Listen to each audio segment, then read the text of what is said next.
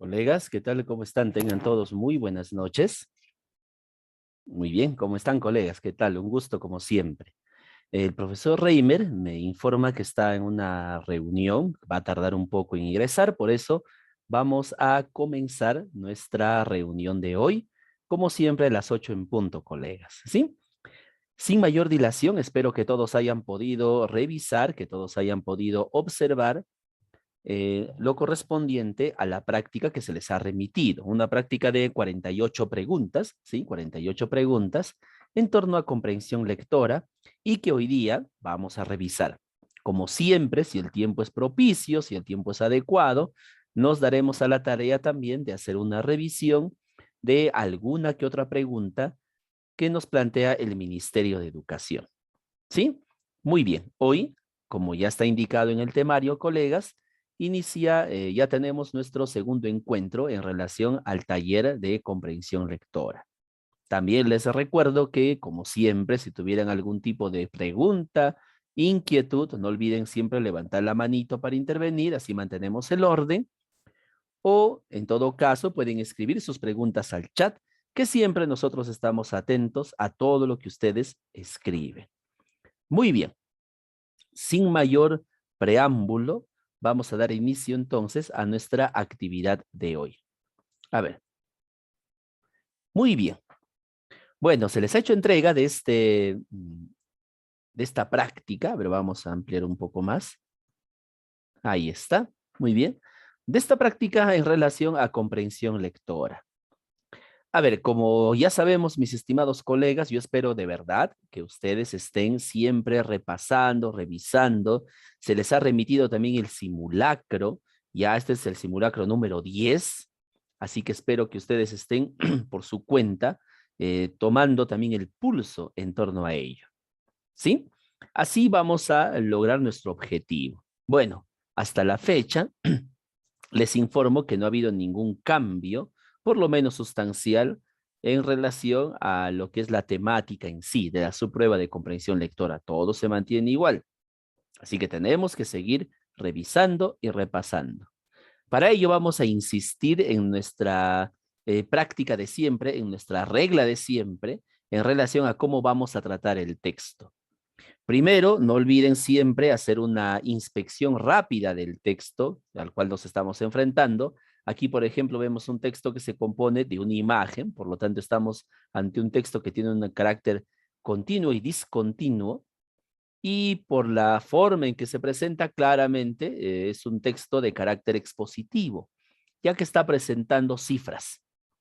A ver, algo que debemos de tener en cuenta cuando nos enfrentamos a un texto parecido, es decir, a este, en el cual aparezcan cifras, estimados colegas, no hay que apabullarnos con esas cifras. Es decir, ustedes no tienen por qué estar entreteniéndose con las cifras, ¿no? A ver, 40, 14, 15, 10%, 46%, eso simplemente lo obvian. Y hay que verlo todo a un nivel de patrón general. A ver, vamos a comenzar entonces con este texto, ¿sí? ¿Qué nos depara o qué nos prepara este texto? A ver, texto número 1. Comenzamos. El Centro de Estudios de Problemas Económicos y Sociales de la Juventud, conocido como CEPESJU, muy bien, dio a conocer una preocupante realidad. El embarazo en adolescentes continúa en aumento. Clarísimo, estamos frente a un texto de carácter expositivo que nos habla sobre el embarazo en adolescentes a través de un estudio realizado por el CPSU. Listo. Claramente estamos frente a una encuesta, ¿no? Según la encuesta demográfica y de salud familiar ENDES del año 2014 realizado por el INEI, el 14,6% de mujeres entre 15 y 19 años están embarazadas o han tenido hijos, lo que representa un aumento en comparación con la misma encuesta del año anterior, en la que la cifra llegó al 13,9%. Profesor, ¿hay algo que subrayar ahí? No, no hay nada que subrayar. ¿Por qué? Porque solamente esta información está sirviendo de refuerzo a la afirmación primordial. Así que no hay nada. No se esmeren en estar subrayando cosas que pueden ser o sonar redundantes, colegas. Sigo leyendo. Es decir, a ver, les doy un truco. Esto ya habíamos hablado antes, pero es bueno siempre recordarles. Cuando ustedes se encuentren esta frase, es decir, mejor dicho, vale decir, cabe recalcar, cabe recordar, o sea, cuando ustedes se encuentren este tipo de conector de forma aclarativa, lo más probable es que lo que viene a continuación sea algo importante. A ver, vamos a leerlo. ¿Por qué razón, profesor? Porque este tipo de conector aclara las cosas. Y yo quiero aclarar algo que es importante o que carece de importancia. Bueno, quiero aclarar algo que siempre tenga importancia. Esa es la lógica. Es decir, que en nuestro país, de cada 100 adolescentes, 14 se encuentran embarazadas o han tenido un hijo. Algo preocupante si se le añade que el 59% de estos embarazos son no deseados o no planificados. Muy bien. De cada 100 adolescentes, 14 se encuentran embarazadas o han tenido un hijo. Muy bien. Sigo leyendo.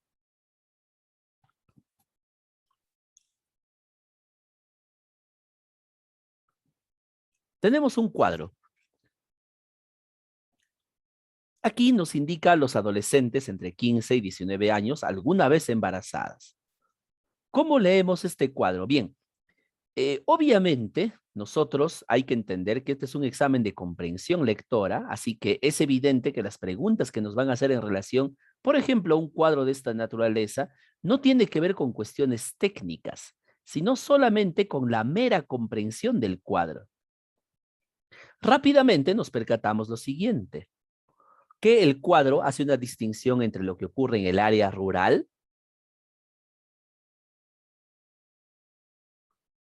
y lo que ocurre en el área urbana,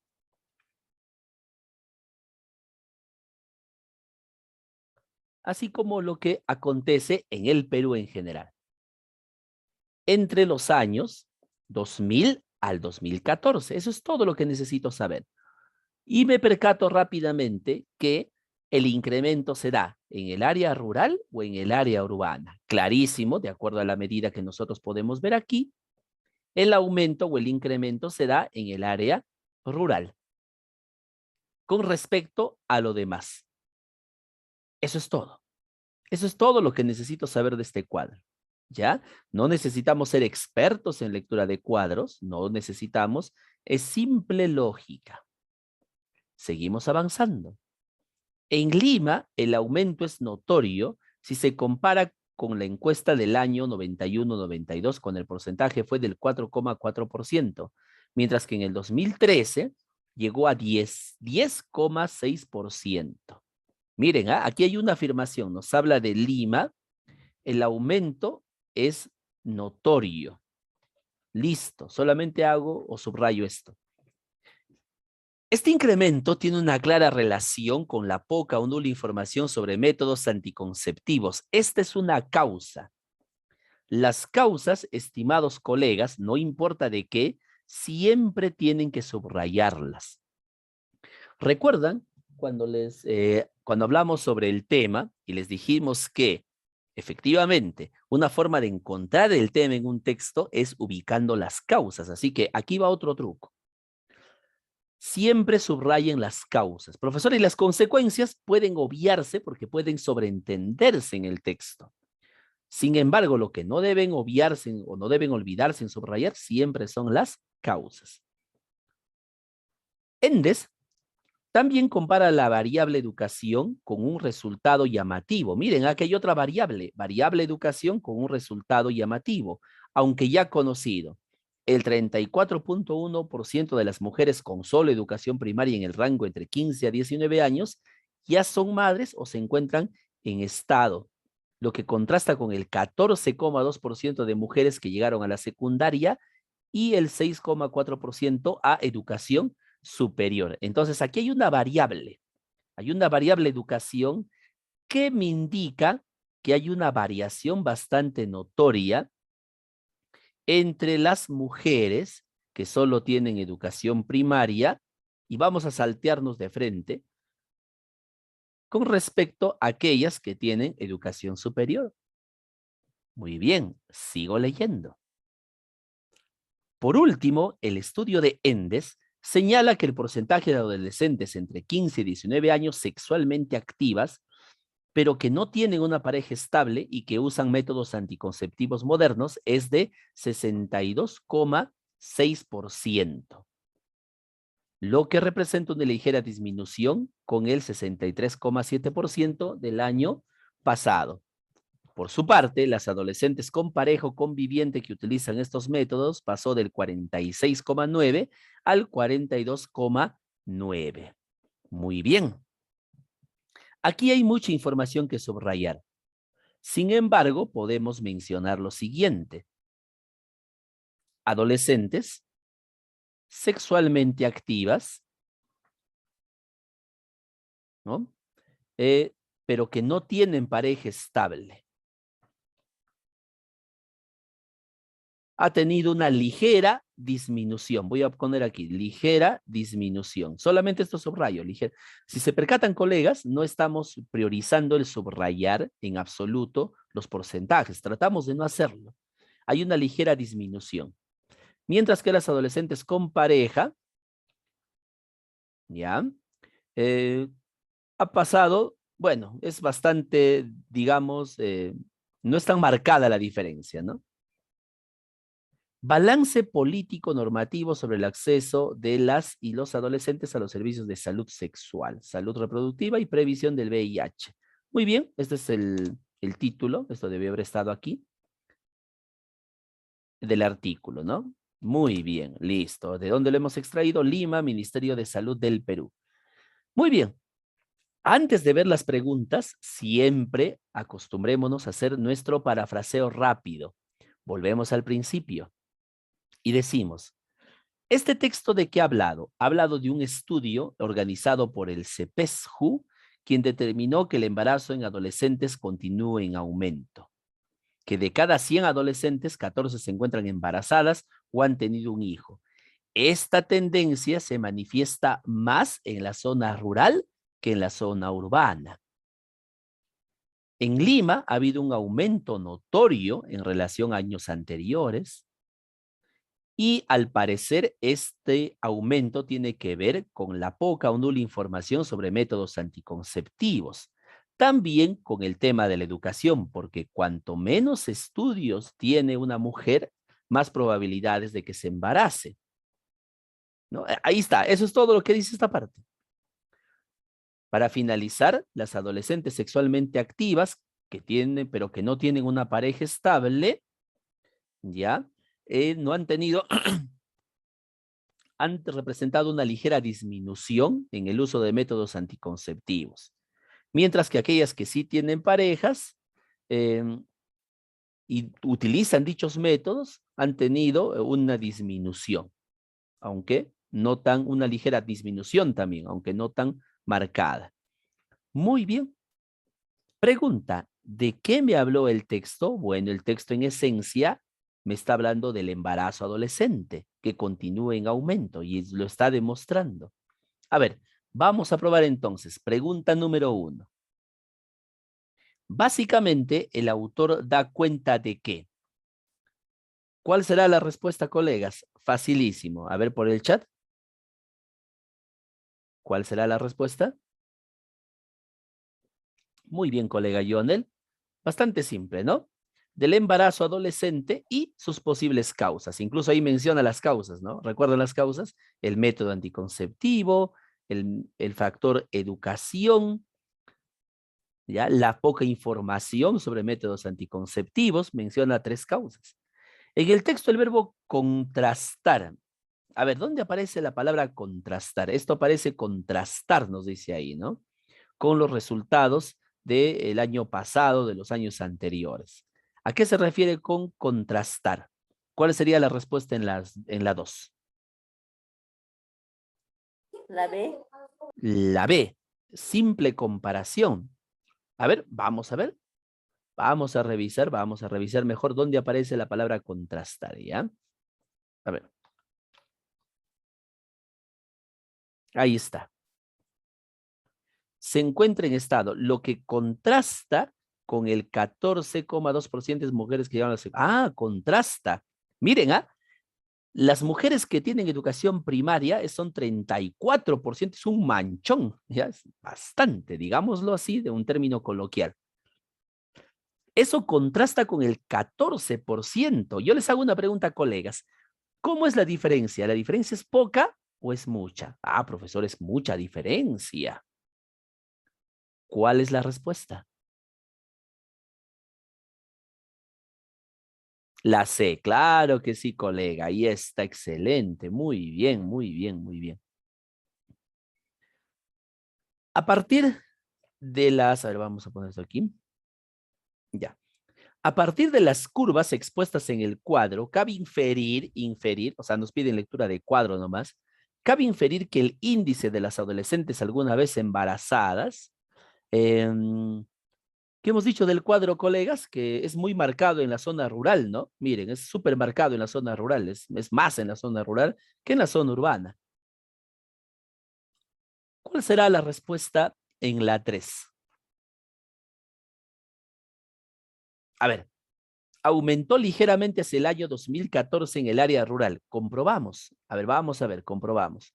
Aumentó ligeramente en el 2014. Aquí está. Del 20 al 22, sí, sí hubo un aumento ligero, súper ligerito, 2 décimas nomás. Bueno, esa es la respuesta, ¿no? Claro, ya no habría otra, pues, ¿no? Ahí está, la respuesta es la A. A ver, la B, comprobamos. Disminuyó algo entre el 2000 y el 2009 en el área urbana. A ver, disminuyó entre el 2000 y el 2009. ¿Disminuyó? No, más bien aumentó. Bueno, creo que es bastante obvio. La respuesta en la 3 es la A, ¿no?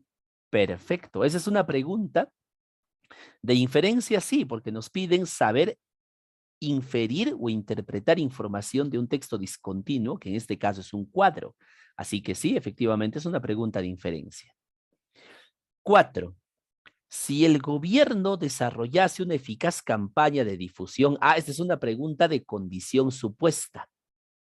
Si el gobierno desarrollase una campaña eficaz de difusión sobre métodos anticonceptivos entre las adolescentes en las zonas rurales, entonces sería posible que las adolescentes en la zona rural probablemente conocerían más sobre los métodos anticonceptivos y quizá ya no se embarazarían tanto. ¿Cuál sería la respuesta en la 4? A ver, colegas.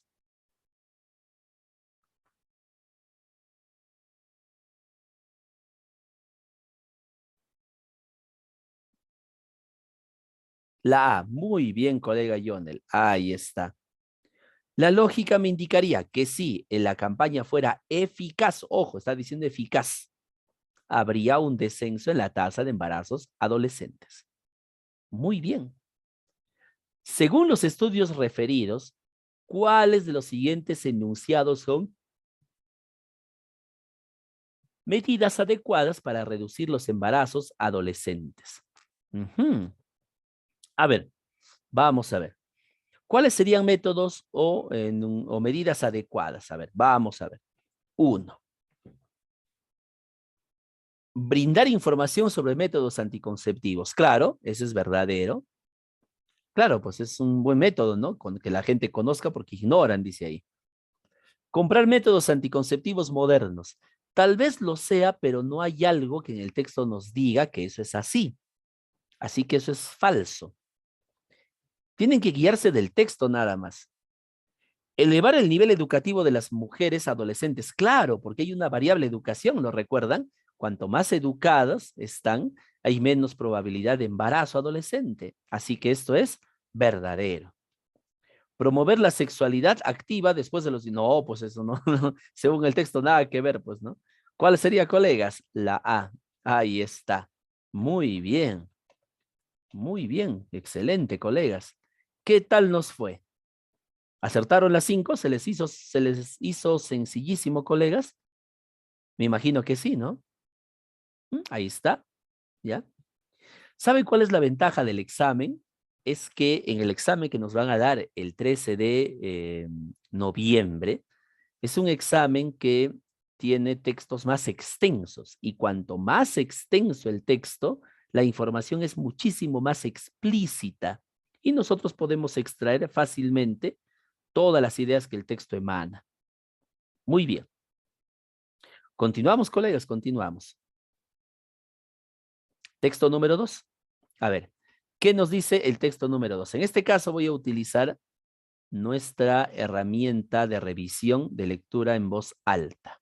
A ver, igual, ¿cuántos párrafos tiene? 1, 2, 3, 4. ¿Qué pasó aquí? Ya, 4. 4. Muy bien. A ver.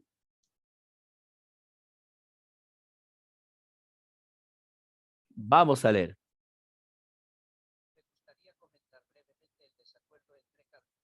Perdón, no he puesto el... No he compartido el audio. Un momento, colegas.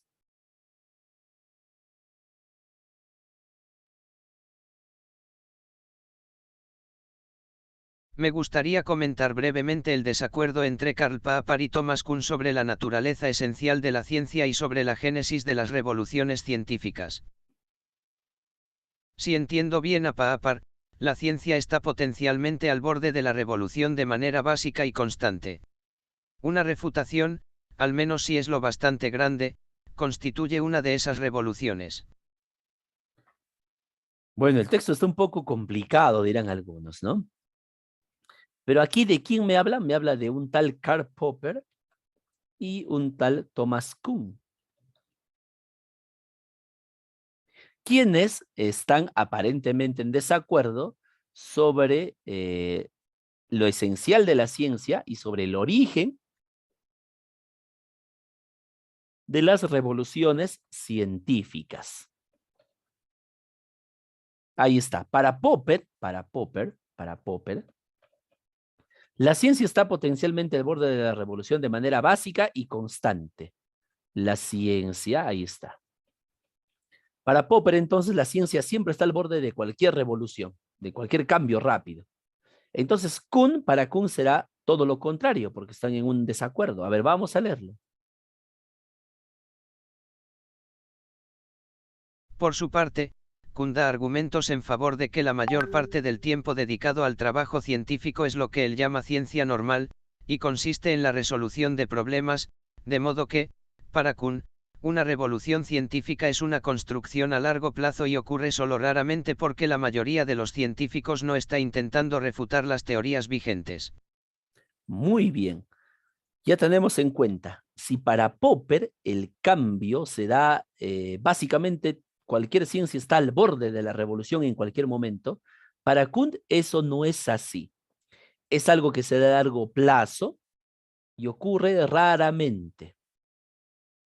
E incluso nos da la razón, porque la mayoría de científicos no está intentando refutar las teorías vigentes.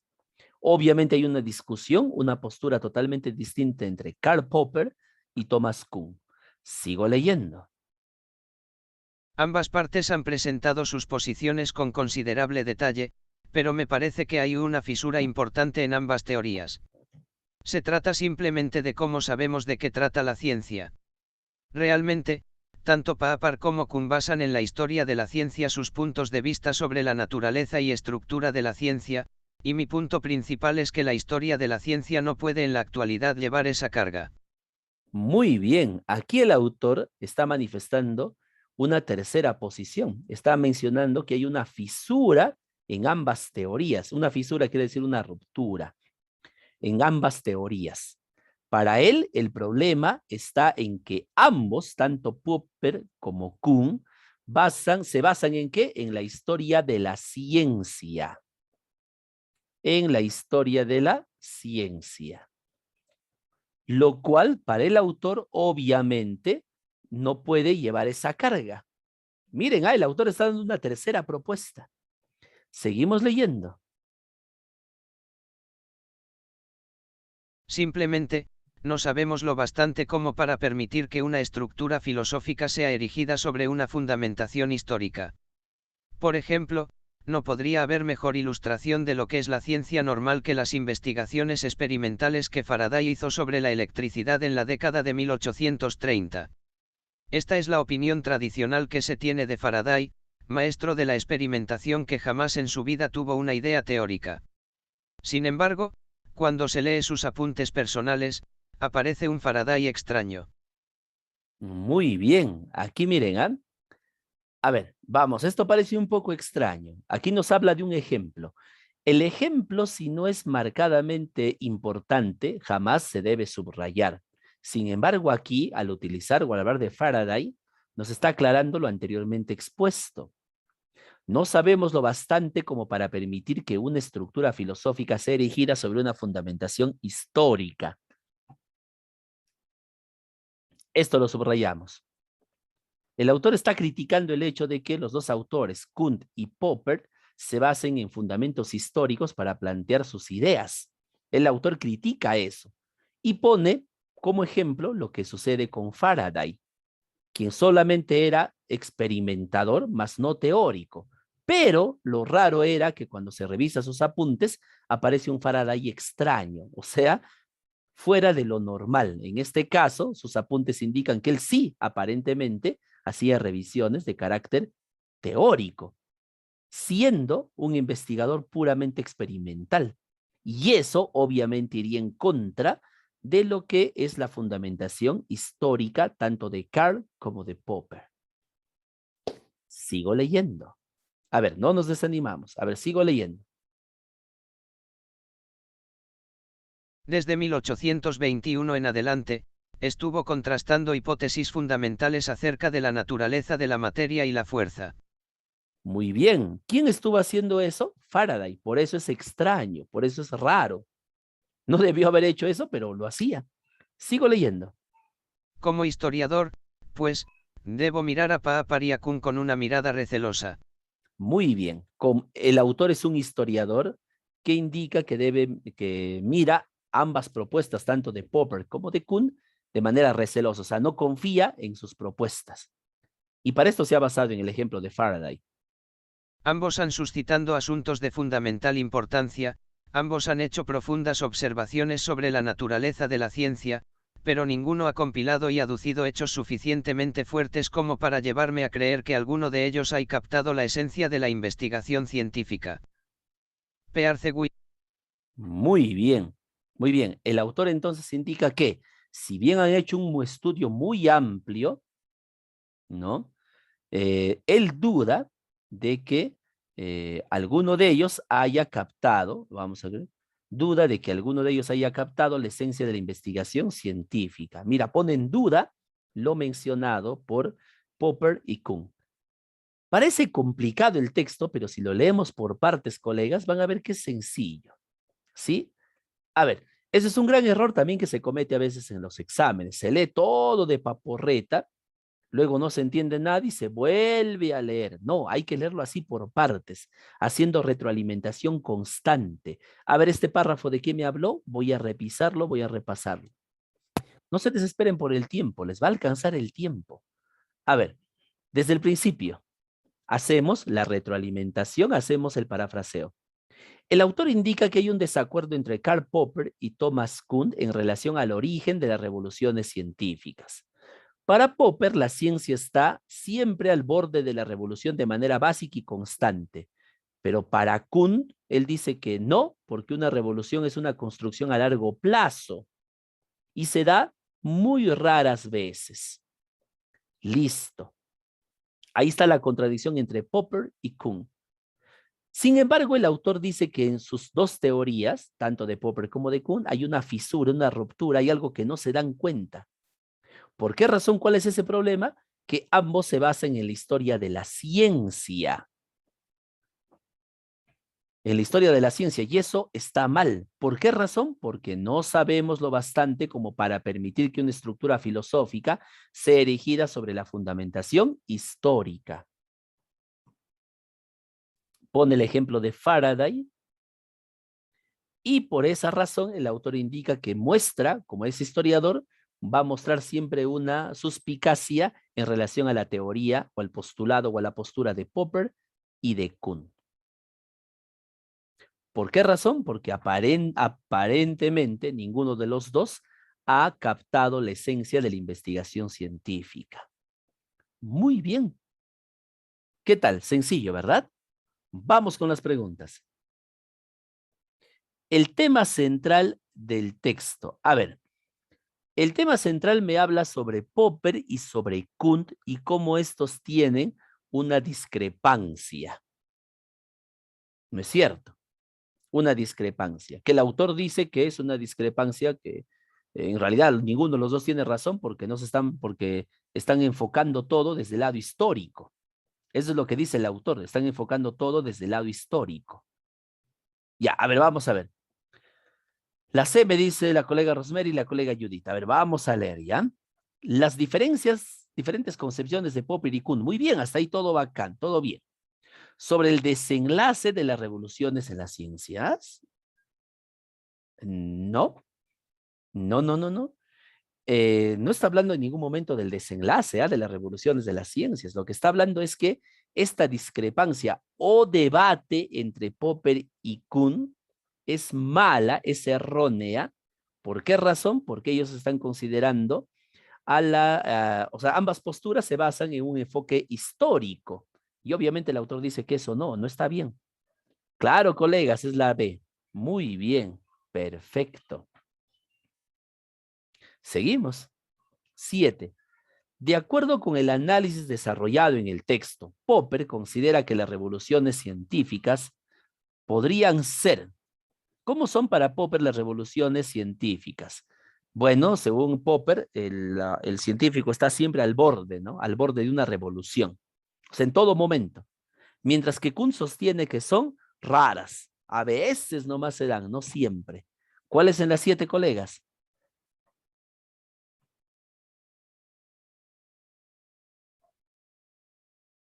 ¿Las 7?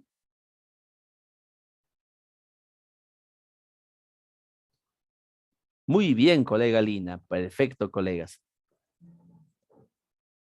Por si acaso, esa es una pregunta literal, ¿eh? Es una pregunta literal porque está en el texto ahí tal cual. Ustedes lo pueden comprobar. Muy bien. Seguimos. El sentido contextual del término punto. ¿Dónde aparece punto aquí? A ver, vamos a revisar punto. Punto. Aparece varias veces, ¿no? 2 veces. Sus puntos de vista. Puntos de vista sobre la naturaleza y estructura de la ciencia y mi punto principal, o sea, mi enfoque, mi forma de ver, mi punto principal, mi asunto. A ver, sobre esos puntos y mi punto principal, dice el autor. Entonces, el sentido contextual del término punto, ¿cuál es? Recuerden que el autor está poniendo su punto de vista. Y ese punto de vista del autor, colegas, ¿está a favor o está en contra de las posturas de Cali y de Popper? Profesor, están en contra. Ojo, cuando el autor dice, esos puntos de vista, yo tengo mi punto principal. Mi punto de vista es este. Pregunta, ¿el autor, al decir esto, está a favor o está en contra de las posturas de Carl y de Popper? Profesor, está en contra. Claro, sería entonces su objeción. Muy bien, colegas. Muy bien. Resulta incompatible con el texto señalar que al leer los apuntes personales de Faraday, miren, aquí en la 9 nos habla sobre el ejemplo. ¿Recuerdan en qué consistía el ejemplo, colegas? Ahora vamos a ponerlo aquí. ¿Recuerdan en qué consistía el ejemplo? Eh, el ejemplo consistía en que esos apuntes de Faraday hacían ver a un Faraday raro, fuera de lo normal, de lo que se esperaba. Recuerden que Faraday era un científico experimental sobre todo, ¿no? Entonces, resulta incompatible con el texto, incompatible, o sea que no se ajusta al texto, señalar que al leer los apuntes personales de Faraday, bueno, según el autor dice que eso es algo raro, ¿no? O sea, Faraday se ve raro porque supuestamente eso no debe pasar, pero pasa. ¿Qué idea estaría en contra de lo que acabo de decir? Esos apuntes demuestran que la ciencia no funciona de manera normal, funciona de manera extraña. Claro, colega Judith, esta idea sería la incompatible. Hallamos una clara ilustración del funcionamiento de la ciencia normal. No, normal no, de la ciencia extraña, de lo raro. Porque Faraday se supone que es solamente experimental, pero resulta que tiene apuntes teóricos. Y entonces lo incompatible sería la C. Muy bien, muy bien. Y la 10. ¿Cuál de los siguientes enunciados expresa adecuadamente la conclusión del autor sobre el debate entre Popper y Kuhn? Según el autor, dice que el conocimiento histórico que tenemos sobre la ciencia es totalmente insuficiente. Por lo tanto, la postura de Kuhn y de Popper no está bien. Y pregunta a mis estimados colegas, Popper y Kuhn, ¿de qué hablan? De las revoluciones científicas, profesor, y de la ciencia. Bueno, ya lo dije, ya lo dijo el colega Yone, la colega Judy. ¿La respuesta cuál es? La B. Muy bien. 10, la B. Listo, colegas. A ver, ¿qué tal nos fue en este texto? Un poco más difícil. Seguramente han tenido problemas aquí, ¿verdad? Aquí, ¿no? Tal vez. Ya, muy bien. Pero ¿cuántos acertaron? Acertaron fácilmente, seguramente 4, ¿no? Bien, desde el principio tenemos entonces 9 aciertos ya. ¿Lo ven? Perfecto, colegas. Hasta aquí. ¿Alguna pregunta, interrogante, participación de parte de ustedes?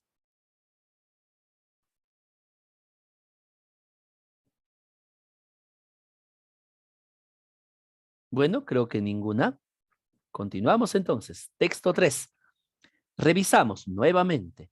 A ver, ¿cuántos párrafos? Esto me ayuda a hacer la revisión de párrafos o el conteo de párrafos, colegas, me ayuda a enfocarme en mi lectura. Eso es bueno, eso es una buena forma de comenzar mi lectura, enfocándome. Tiene una, tiene dos párrafos bastante grandes, tiene una parte en inglés. Ya sé cómo enfrentar las preguntas en inglés. Nosotros hemos enfrentado preguntas en inglés en el pasado. No necesitamos saber nada de inglés para acertar con la respuesta.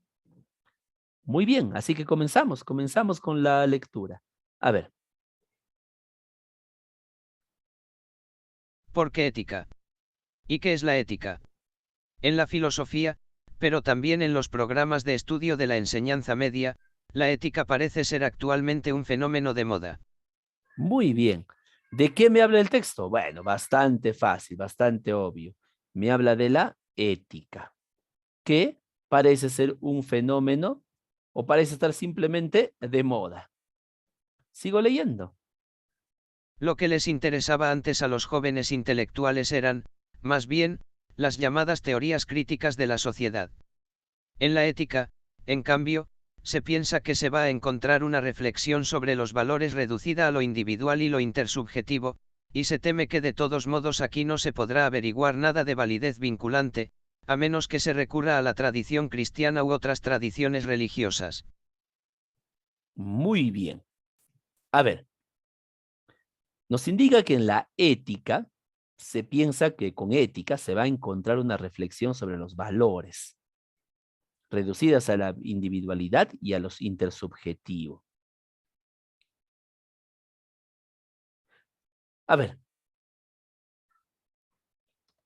en la ética se piensa que se va a encontrar una reflexión sobre los valores residuos individual y los intersubjetivos, es decir, que no va a haber mayor valoración. A ver, seguimos leyendo. ¿Es realmente lo ético lo decisivo en la vida social o lo son, más bien, las relaciones de poder? Y no son estas las que determinan de hecho las concepciones éticas de una época. Si esto es así, no significa necesariamente un retorno a una ingenuidad hoy en día indefendible el que se quiera abordar la ética directamente y no desde una perspectiva crítica de las ideologías. Muy bien. Esto parece un poco complicado, ¿no? Parece un poco complicado, un poco enredado.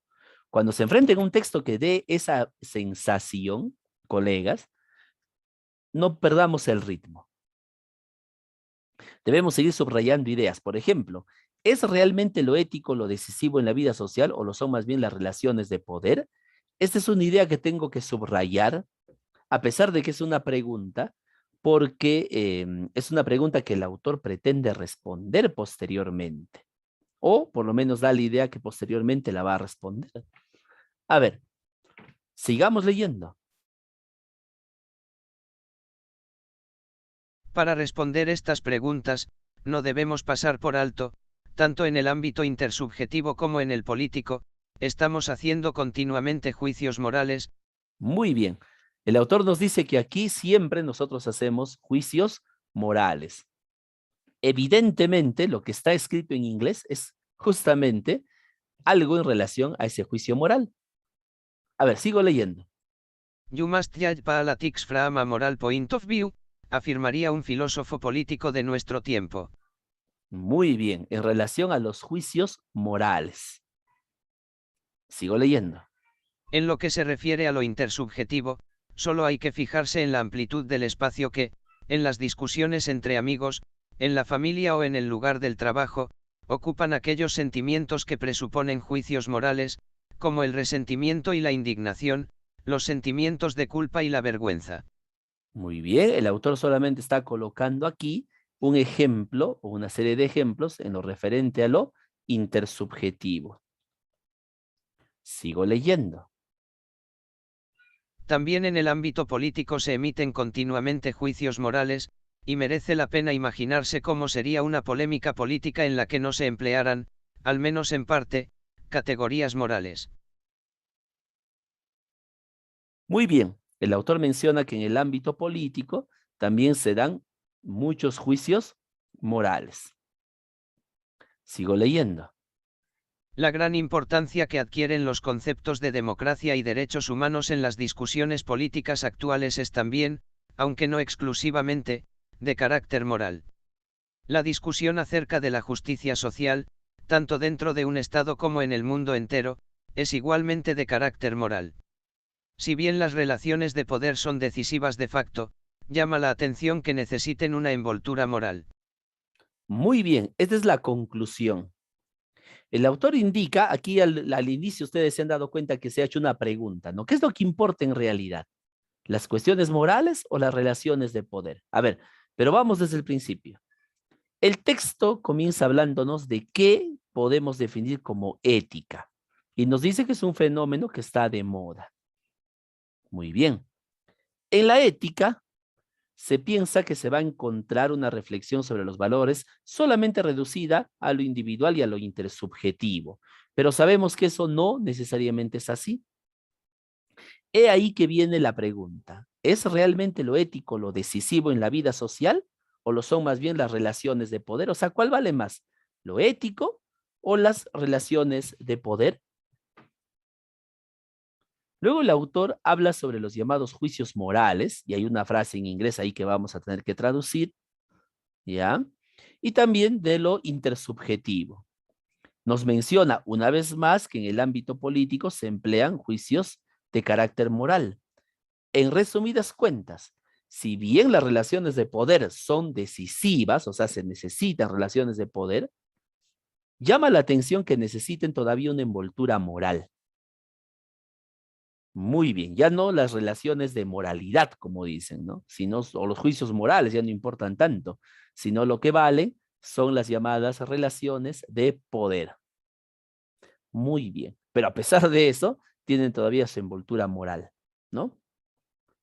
¿Cuál es el tema central del texto?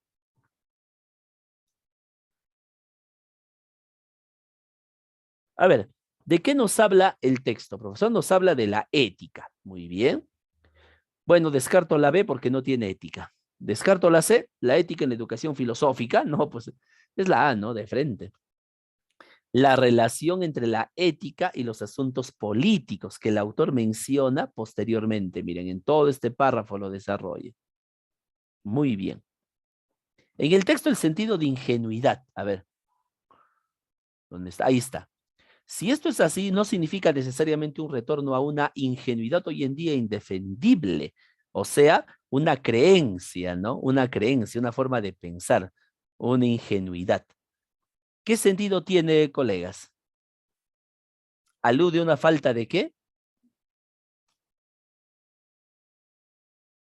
A ver, vamos a leer una vez más, ¿ya? ¿Una falta de qué?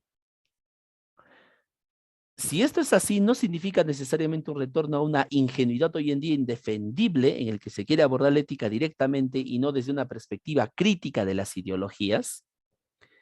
¿Es ingenuidad a qué se refiere? ¿A una qué? ¿Al esmero, al decoro o a la sutileza? A la C.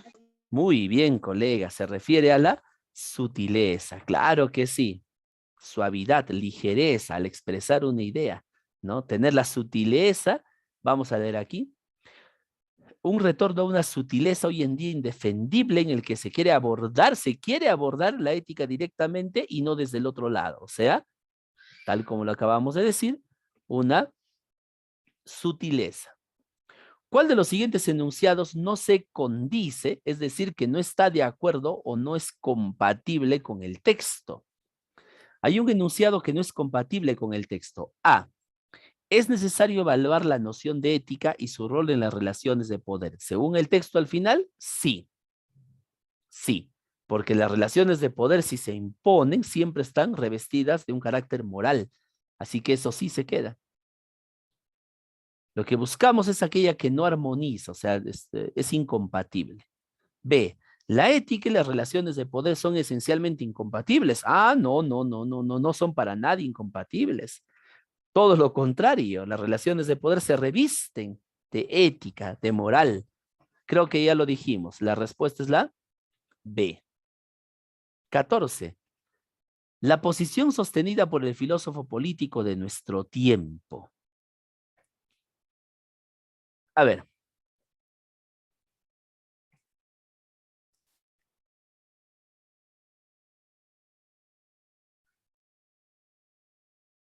Aquí está. Los juicios morales, ¿no? Afirmaría un filósofo político de nuestro tiempo.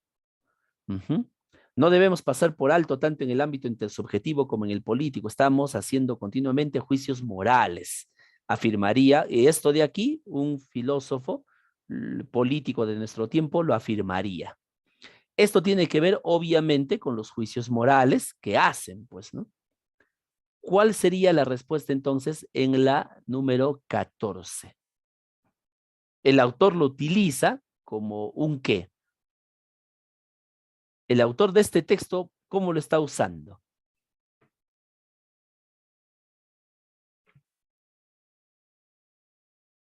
Lo está usando como un argumento para exponer su idea. ¿Cuál será la respuesta, colegas? La B. Se infiere que las teorías críticas de la sociedad residen en una base de carácter. ¿De qué tipo es ese carácter? A ver, las teorías críticas. Vamos a leer las teorías críticas. Muy bien, por aquí. ¿En dónde menciona las teorías críticas? A ver. Ahí está. Lo que les interesa antes a los jóvenes intelectuales era más bien las llamadas teorías críticas de la sociedad, ¿no? Y dejaban las otras de lado. A ver, ¿cuáles serían esas teorías críticas de la sociedad? Se infiere que las teorías críticas de la sociedad residen en una base de carácter. ¿De qué tipo? A ver, colegas, ¿de qué tipo? Lo que los jóvenes creían. A ver, lo estoy diciendo, ¿cuál será la respuesta? Lo que piensan.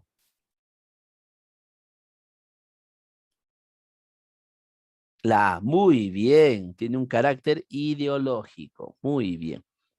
Bueno, sospecho que este texto ha estado un poco más difícil, más complicado, un poco más rebuscado quizá, pero ahí está, ¿ya? Vamos a ver. Pero vamos variando un poco, ¿no? La idea es ir recordando que tal vez hay textos más complicados que otros, pero lo principal es que tenemos que aplicar la misma estrategia, siempre. Profesor, antes que pase al siguiente texto, le quiero hacer una consulta. Sí, colega Yanede, dígame. Vamos a tener este tipo de textos, a veces por lo menos uno viene. ¿Qué estrategias claras usted nos puede dar en este caso? ¿Cómo podríamos hacer? Porque ahorita veo que hay subrayado algunas palabras o frases en negrita. ¿Y qué estrategias podríamos tomar nosotros en esta circunstancia? Muy bien, colega. Yo me imagino que usted se refiere al hecho de que podemos tener la dificultad, porque sí hay que entenderlo como una dificultad, de enfrentarnos a un texto de esta complejidad, ¿no? Muy bien. En primer lugar, les digo desde ahora, mis estimados colegas, que no hay textos de esta complejidad o de este nivel de complejidad en el examen de docentes. No hay. Si en los años anteriores no hubo, imagínense cuántas veces hemos dado concurso nosotros, desde el 2008, no ha habido textos de esta complejidad. Dudo mucho que con pandemia y todo hayan estos textos. Lo dudo mucho. Pero profesor, ¿qué tal si hay? A ver, colegas, si ocurriese ese caso de que hubiera un texto con una complejidad alta, como la que ocurre en este caso, cuando nos habla de ética, la técnica o la estrategia que yo les recomiendo es en realidad esencialmente la misma. Es decir, buscar el tema, las ideas principales, dejar de lado los ejemplos y hacer el parafraseo correspondiente que me va a dar a entender si he comprendido o no el texto o si el texto es significativo para mí. Otra estrategia que podría mencionarles en esencia sería eso nada más, colegas, por el tema del tiempo. Ahora, por ejemplo, habrá algunos que dicen, profesor, pero podemos hacer algún tipo de organizador gráfico. Claro que podemos hacer un organizador gráfico. Por ejemplo, aquí calzaría exacto una red semántica. Pero ¿saben cuál es el problema, mis estimados colegas? El tiempo. Nosotros estamos frente a un gran problema cuando estemos en el examen, que es el tiempo. Tenemos que aprovecharlo al máximo. Si hacemos un organizador visual de esa naturaleza, como les he mencionado, probablemente eh, vamos a invertir demasiado tiempo en realizarlo. Por ende, la recomendación es solamente hacer el subrayado y luego el parafraseado para determinar qué tanto hemos comprendido del texto, tal como lo estamos haciendo ahora. Esa es mi recomendación y eso es lo que me llama a darles como consejo por la experiencia. ¿Sí? Muy bien. Bueno, a ver, me gustaría, ¿no? Que hubiera, por ejemplo, formas específicas y prácticas para que ustedes puedan comprender textos de esta naturaleza. Sin embargo, la única, digamos, entre comillas, estrategia que puede funcionar es la práctica constante, mis estimados colegas. Es decir, ir repasando, ir revisando frecuentemente. Se han percatado también que en este tipo de textos de esta naturaleza las preguntas suelen ser más rebuscadas y la reflexión que tengo que hacer también tiene que ser un poco más rebuscada. Esa es la razón por la que este tipo de textos no dudo mucho, yo la verdad dudo mucho que vengan, que lleguen a estar en el examen del 13 de noviembre. Lo dudo muchísimo. Yo les aseguro que los textos van a ser como los anteriores que hemos visto. Y bueno, en realidad como el primero que hemos visto. ¿Ya? Muy bien. Vamos a continuar. Algo importante, no subrayen todo por subrayar, solamente subrayen las afirmaciones, las ideas importantes, los temas. Muy bien. Y seguimos, vamos con el texto número 4. No hay que desanimarnos. Por el hecho de que tal vez un texto se nos hizo complicado, no quiere decir que no vamos a comprender nada. Es igual que en matemática. Si tal vez fallamos en un ejercicio porque es complicado, no hay que desanimarnos, nosotros seguimos practicando. En matemática la ventaja es que la lógica despierta, el hecho de que ustedes practiquen, les va a despertar en su mente la lógica para poder resolver esos problemas. Yo les cuento una anécdota, chiquitita. El año 2016, no, 2015, que di el examen de nombramiento, la primera vez que me nombré, eh, allí, por ejemplo, yo recuerdo que repasé matemática con un profesor. En todo lo que era razonamiento lógico, yo era cero, nulo, totalmente nulo. Pero cuando lo repasé con él, tuve la opción y repasamos muchas preguntas, muchísimas preguntas de razonamiento, incluidas las del examen. Y les digo algo, colegas, eh, ninguna de esas preguntas y ninguno de esos ejercicios que desarrollamos entró al examen, ni uno solo. Ustedes dirán, pero profesor, ¿por qué estudió? Porque la mente se activa. ¿Y saben cuántas preguntas acerté esa vez, mis estimados colegas, en razonamiento lógico, en razonamiento matemático? todas. Todas las preguntas de razonamiento matemático. Fallé una en comprensión lectora. Ya, una fallé. Pero profesor, entonces si estudió cosas que no tenían nada que... Sí, efectivamente, estudiamos cosas que no tenían nada que ver con el examen. Eso fue lo más curioso. Pero no vino ni una sola pregunta, pero todo lo que estudiamos sirvió para que la mente se agilizara lo suficiente y al ver la prueba se me hizo sumamente sencillo. Simplemente lo deduje. Lo mismo ocurre con comprensión lectora, mis queridos colegas. Exactamente lo mismo. Ustedes no se desanimen. Profesor, este texto no lo he entendido, se me ha ido de la mente. No, tranquilos. El mismo hecho de practicar, cuando ustedes estén en el examen, van a ver que se les va a hacer facilísimo. ¿Ya? Confíen en ustedes. Van a ver que todo se supera. Listo. Pero practiquen mucho. ¿Ya? Vamos a ver. A ver, faltando unas semanas, yo también voy a comenzar a revisar el razonamiento lógico, ¿no? Ahí para refrescar la mente. A ver, vamos a ver qué tal nos va. A ver, vamos a ver. El plan es sacar 200 puntos. No sé si lo lograremos, pero yo quisiera que todos, ¿no? Sacáramos 200 puntos. Sería excelente, ¿no? Sería genial. Hay que enfocarnos así, hay que mentalizarnos de esa manera. A ver, continuamos con el texto, ¿sí? Vamos, con paciencia. Texto 4, y después vamos a tener un pequeño descansito de 5 minutitos. A ver, colegas, me disculpan, por favor, es algo súper urgente.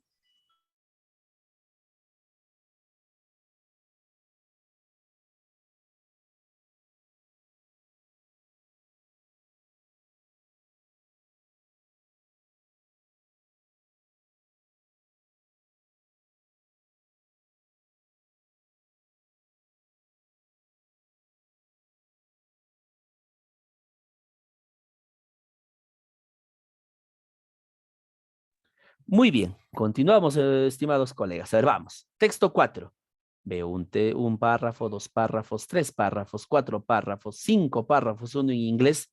No me preocupo del inglés, no necesito saber inglés. 6 párrafos, listo. Continuamos. A ver. Lectura del texto 4. Si bien los trasplantes se han convertido en una práctica habitual, aún persisten fuertes temores en la población para donar órganos. Listo. A ver, nos está hablando el texto de los trasplantes y aún existen temores en la población para donar órganos. Muy bien, sigo leyendo. Lograr su superación es la clave para aumentar el número de los donantes solidarios que hacen falta para salvar miles de vidas. Las razones que dificultan la decisión de ser donante son múltiples. Ya, aquí hay un adelanto de lo que viene. Nosotros siempre tenemos que tratar de hipotetizar de qué va a tratar el texto. Yo voy a hacer una hipótesis. El texto me va a hablar sobre las razones que dificultan la donación de órganos. A ver, vamos a probar, ¿ya? Vamos a ver si es que eso es cierto. Porque aquí todo me está hablando ya no de trasplantes en sí, sino de donantes de órganos. A ver, vamos a leer cuáles son esas razones. Si será verdad. En muchos casos, enraizadas en predicamentos religiosos, morales o filosóficos que cuestionan la idea misma de donación. En otros, se fundan en el temor a la existencia de traficantes de órganos o en la desconfianza en el sistema de salud, que llevan a pensar que alguien podría no ser asistido adecuadamente o a tiempo con el fin de obtener sus vísceras. Muy bien, muy bien. Aquí nos da 2 razones básicas. La primera es de carácter religioso, moral o filosófico. Y la segunda, la desconfianza, nacida por el precario sistema de salud o la existencia de traficantes de órganos. Muy bien. Vamos a ver, seguimos la lectura. También está el caso frecuente de quienes no pueden sentirse solidarios en el momento en que atraviesan el dolor por la muerte de un ser querido, que es cuando se requiere que dispongan la entrega de los órganos para prolongar la vida de otro ser humano. Es preciso, entonces, que se aclaren algunas cuestiones. Muy bien, y hay otro tercer factor, que las personas no pueden sentirse solidarios en el momento que atraviesen el dolor de la muerte por un ser querido. O sea, en ese momento no quieren saber nada de apoyar a otros, ¿no? Muy bien. A ver, el autor va a aclarar algunas cuestiones al respecto. Me imagino que el autor va a contradecir estas razones, estas 3 razones, tal vez o tal vez alguna de ellas. ¿Qué es lo que estoy haciendo, colegas? Estoy hipotetizando. ¿Por qué es importante hipotetizar? Porque me permite determinar o anunciar lo que viene. A ver, vamos a ver, continuamos. A ver, vamos a ver si será cierto. Primero, que la complejidad del procedimiento de ablación y trasplante, en el que intervienen varios equipos médicos altamente especializados, hace muy improbable la existencia de círculos clandestinos. Segundo, que la necesaria compatibilidad entre donante-receptor aleja la posibilidad de manipulaciones que pudieran derivar en muerte a pedido. Muy bien, listo. El autor no está criticando estos argumentos, ¿ah? No está criticando esta razón religiosa, moral, sino esta es la segunda, sobre los traficantes de órganos, ¿ya? La primera razón que da es la complejidad del procedimiento de ablación y trasplante, o sea, para sacarte el órgano y para trasplantar no es complicado. Y segundo, que tiene que existir una necesaria compatibilidad entre el donante y el receptor. Por lo tanto, no es que algún loquito te va a sacar un riñón y lo va a poner en otro como si fuera cualquier cosa, no, no. El autor está indicando esa razón, esa cuestión. A ver, seguimos leyendo. La última cuestión es la más compleja. My someone has declared his willing to be a donate. But when dies, the family will be consulted to make it effect. Y tal consulta se hace en un momento crucial, en general poco propicio para las reflexiones profundas, máxime si tienen que tomar una decisión rápida. Muy bien, aquí obviamente la última cuestión que menciona es lo que es la decisión, yo puedo deducirlo fácilmente, tal consulta. ¿A quién hacen esa consulta en el momento propicio? A la familia, ¿no? Ahí está, miren, ¿ah? Consulta se hace en un momento crucial, en general poco propicio. Se refiere a la consulta a la familia. A ver, sigo leyendo. Cuando esté vigente el consentimiento presunto previsto en la ley, que implica que solo deba manifestarse expresamente la negativa a donar, muchos de estos problemas se evitarán. Muy bien, entonces este texto en inglés habla sobre sobre la familia que obviamente al ser consultada muchas veces en un momento poco propicio se niega, pues, ¿no? Se niega. Sigo leyendo. Mientras tanto, las campañas públicas deben esclarecer sobre la naturaleza de los procedimientos técnicos para disipar fantasmas. Pero esencialmente, deben apuntar a que se tome conciencia de lo que significa salvar otra vida. Muy bien, el autor está manifestando que las campañas públicas sobre el asunto de donación de órganos deben esclarecer o aclarar cómo es el procedimiento para que la gente no piense que alguien te va a sacar las vísceras y van a donar a alguien como si fuera cualquier cosa, ¿no? Eso es lo primero que el autor dice, ¿ya? Para explicar estos procedimientos para disipar fantasmas, pero también deben apuntar a que la gente tome conciencia de lo que significa salvar otra vida. Sigo leyendo. Porque para decidirlo en un momento límite, es menester que la idea se haya considerado y discutido previamente, con calma y en profundidad. Nadie está exento de que la vida a salvar pueda ser la propia o la de un ser querido. Muy bien, excelente, perfecto. A ver, hacemos el parafraseo. El texto nos ha hablado sobre los trasplantes, pero de ahí pasa a la famosa donación de órganos. Esta donación de órganos que genera temor en la población tiene diferentes razones, de carácter religioso, moral, filosófico. Otro por temor a traficantes de órganos o la desconfianza en el sistema de salud. Y hay otra razón en la cual las personas no se sienten solidarias en el momento de la muerte de un ser querido. Hay que aclarar para el autor estos conceptos. En torno a lo que tiene que ver con los traficantes de órganos y el sistema de salud, se debe recordar que el procedimiento es muy complejo, por lo tanto es muy improbable que lo hagan al azar, en una bañera, por ejemplo. Y además se necesita una compatibilidad entre donante y receptor, lo cual hace que el procedimiento sea aún más complejo. Y la otra cuestión que tiene que ver con que las personas no se pueden sentir solidarias mientras atraviesan una pérdida del ser querido, ¿ya? Tiene que ver con esto, pues, ¿no? Con la consulta que se hace a la familia en un momento poco propicio. Lo importante, según el autor, entonces, sería elaborar campañas públicas donde las personas entiendan cómo es ese procedimiento y se limiten y se disipen los fantasmas, ¿no? Del miedo, así como se tome conciencia de lo que significa salvar una vida y de la importancia de poder salvar una vida. Muy bien, perfecto. El texto nos habló sobre la donación de órganos. Ahora vamos punto por punto. El propósito central del texto. Ya, el texto nos está hablando sobre la donación de órganos. ¿El autor qué pretende hacer? Bueno, convencernos de que no hay ningún miedo o que no debemos de tener miedo al donar órganos, pues, ¿no? Claro, eso es lo que el autor trata de aclarar. La B, muy bien, colega, ahí está, la B, perfecto.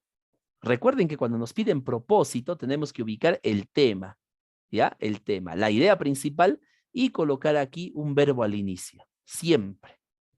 Vamos con la 17. A ver, en el texto disipar fantasmas tiene la acepción de, dice aquí, eh, para disipar fantasmas, o sea, quitar miedos, pues, ¿no? Quitar miedos, que la gente ya no tenga miedo. ¿Cuál sería la 17? Es la B, claro, es la B, ¿no? No hay- La B. Claro, muy bien, colegas. Eso estaba fácil, ¿no? Disipar fantasmas. Muy bien, colegas. Excelente. Vamos con la 18. En función del expuesto, marque la idea que sea compatible. Recuerden que el texto nos está hablando a favor de la donación de órganos, ¿no? A ver, nos pide aquí una idea que sea compatible. A ver, ¿la creencia religiosa puede ser un fuerte motivo para negarse a la donación? Sí, claro. ¿Hay una mínima posibilidad de la existencia de círculos clandestinos de órganos? Mm, bueno, según el autor, en realidad no podríamos decir que siquiera puede existir dicha posibilidad, ¿no?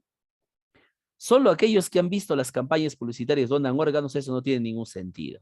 ¿Cuál sería la respuesta, colegas? La más cercana. Obviamente descarto la C. La A. Muy bien, colegas, la A, perfecto. Muy bien. 18, la A. Vamos. El enunciado escrito en inglés. El enunciado escrito en inglés tiene que ver con la familia, ¿no? A ver, vamos a ver. Tiene que ver con la familia, algo con la familia. Ujú. A ver, vamos a leerlo otra vez, pero la última cuestión es la más compleja. Ahora no sabemos qué dice ahí. Y tal consulta se hace en un momento, o sea, la consulta de la familia, en un momento poco propicio para que la familia reflexione, ya que tiene que ser tomada una decisión rápida. A ver, de acuerdo a esa idea, el enunciado, vamos a ponerlo aquí, el enunciado escrito en inglés, ¿qué implica? Que la familia, solo la familia del donante juzga de forma certera. A ver, colegas, ¿será certera la decisión de la familia? A ver, díganme ustedes, ¿será certera la decisión de la familia? No es certera. ¿Por qué razón no es certera? Porque la familia en ese momento está pasando por un trance, ¿ya? Y como está pasando por un trance, a pesar de que el donante ha dicho, yo voy a donar mis órganos, ¿qué es lo que puede ocurrir?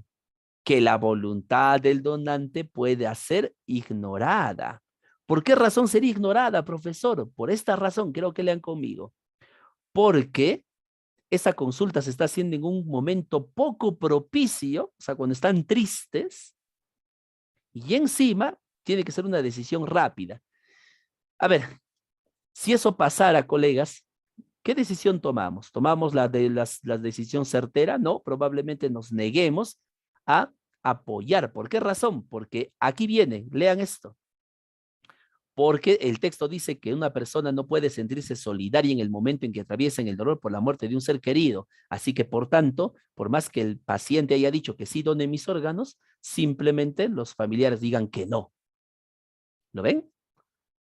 ¿He necesitado saber inglés para deducir esto? No, no he necesitado inglés. Simplemente he tomado toda la información alrededor y he planteado una respuesta. Ah, por cierto, si ustedes quieren leerlo en inglés, dice eso, ¿ya? Dice eso. Si una persona es declarada muerta, no fue declarada, a pesar de que esa persona ha declarado anteriormente de que va a ser donador, pero cuando muere la familia consultada, esto lo deja sin efecto. O sea, si consultan a la familia, lo puede dejar sin efecto, ¿ya? Por eso, si ustedes van a ser donadores, colegas, hay que dejar muy claro que queremos que sea así, pues, ¿no? Muy bien. Listo. ¿Ven? Ahí está. ¿Por qué podría ser ignorada? Porque otra vez en un momento triste. Y 20. Se deduce de la lectura del texto que una discusión a profundidad sobre el tema planteado. O sea, si las personas comienzan a discutir el problema planteado, ¿no? Una discusión a profundidad sobre el tema planteado. Sobre la donación. ¿Hará más difícil las decisiones que tomen los familiares? ¿Les hará más difíciles? Probablemente no, porque la discusión no va a llegar a ser profunda, ¿no? ¿No? ¿Incidirá negativamente en el número de vidas salvadas? No creo, más bien parece que podría aumentar quizá, ¿no? A ver, la C. No aumentaría necesariamente el número de donantes. ¿Por qué razón no aumentaría necesariamente el número de donantes? Porque las razones que las personas mencionan son razones de carácter religioso, filosófico, creencias. Y por más que se discuta, probablemente igual la gente no donará los órganos. Muy bien. La respuesta obviamente es la C. Listo. Seguramente hemos tenido problemas con la 19, ¿no, colegas? Con la 19. Claro que sí, colega Judith. Sí, justamente a eso vamos. Muy bien. Pero bueno, en lo demás nos ha ido muy bien. Claro que sí. Vamos a tener nuestro pequeño receso. Son las 9:12. Vamos a tener un receso de 5 minutos nada más, colegas, ¿ya? 9:12. Volvemos a las 9:17, 18. Muy bien, 9:18. Perfecto, para continuar con el texto 5. Muy bien, colegas. 5 minutos, por favor.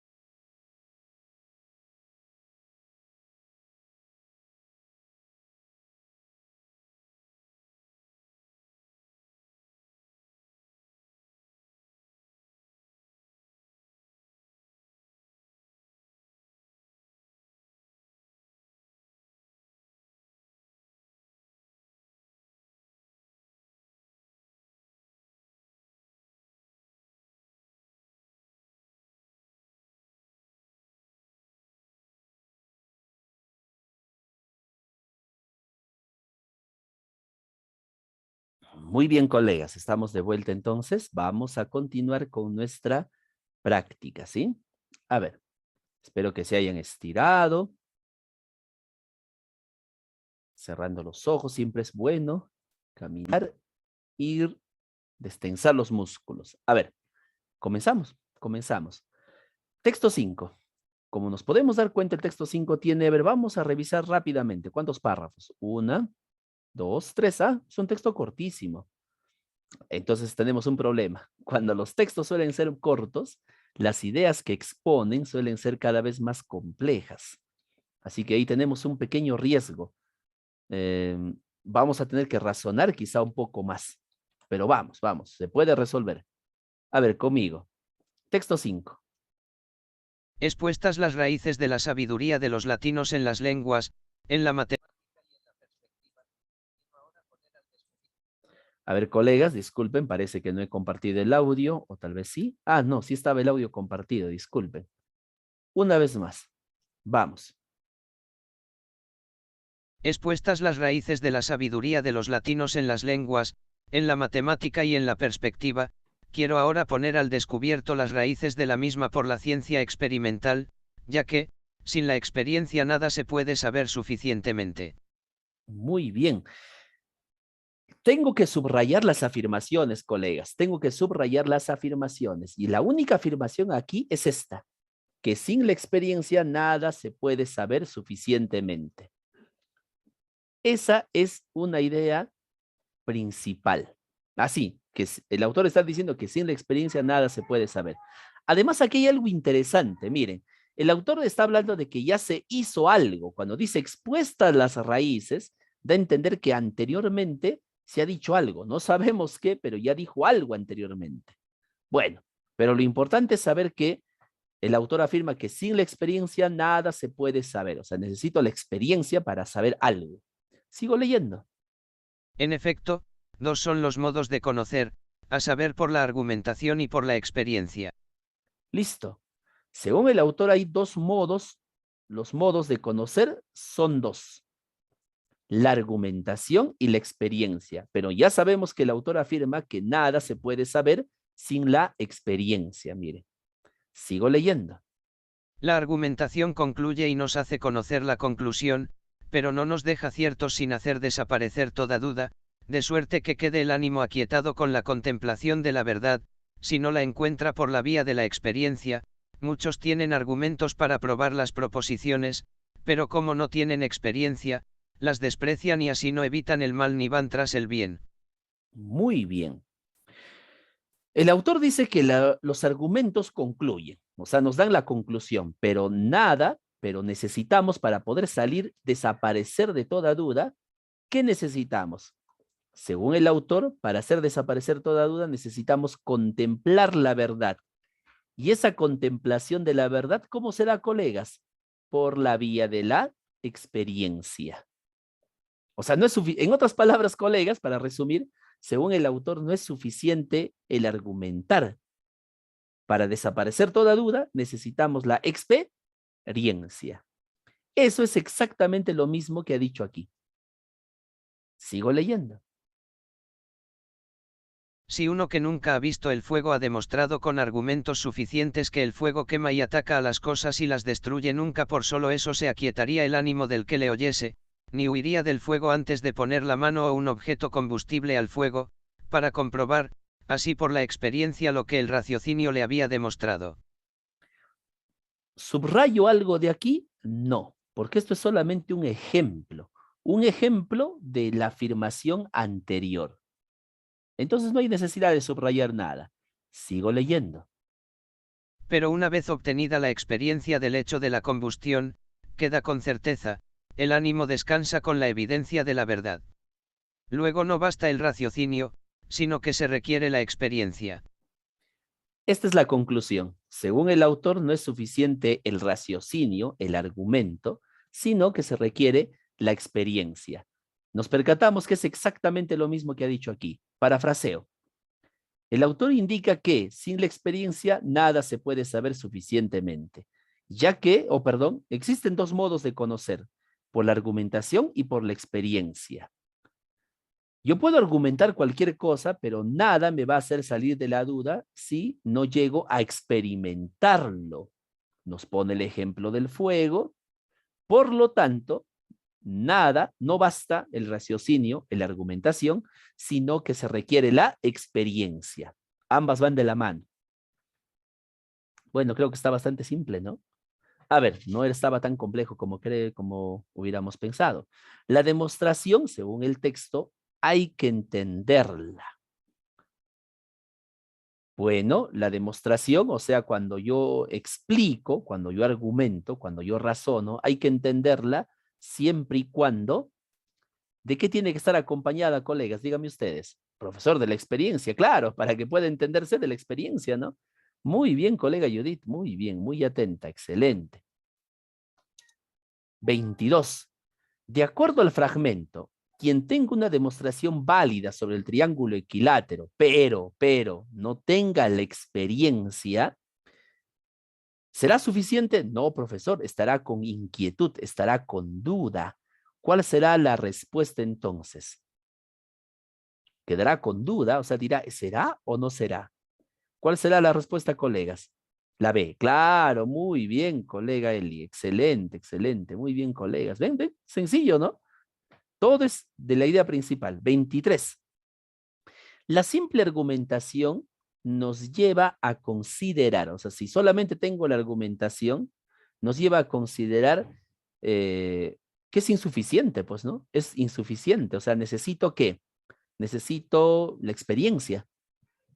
Ah, a ver, pero ojo, ojo, a ver, vamos a leerla, a ver, vamos a leerla conmigo, colegas. La simple argumentación nos lleva a considerar la experiencia como insuficiente o al conocimiento como incierto.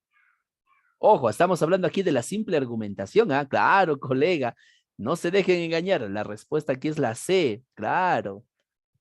Muy bien, claro, pues.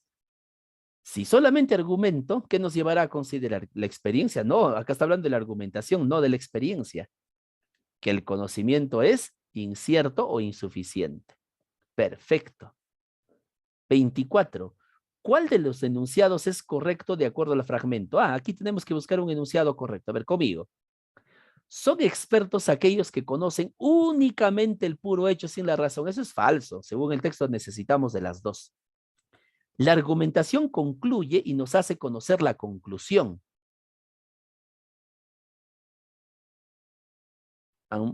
Bueno, de concluir concluye, pero nos hace conocer la conclusión. Falso. 24. Solamente la razón es incapaz para comprender la naturaleza de las cosas. Claro, ¿por qué razón? Porque necesita la experiencia. O sea, la razón sola no basta. Es incapaz. ¿Qué necesita? La experiencia. Muy bien, muy bien. Y el término expuestas, a ver.